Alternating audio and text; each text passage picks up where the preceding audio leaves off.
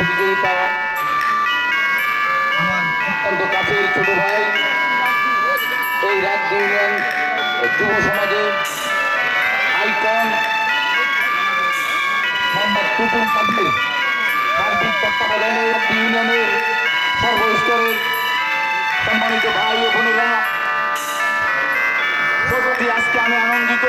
আজকে টুটুল কাজী যে মহৎ উদ্যোগ নিয়েছেন, এই জন্য আমি আমার ব্যক্তিগত পক্ষ থেকে এবং আগামীর বাংলাদেশ বিএনপি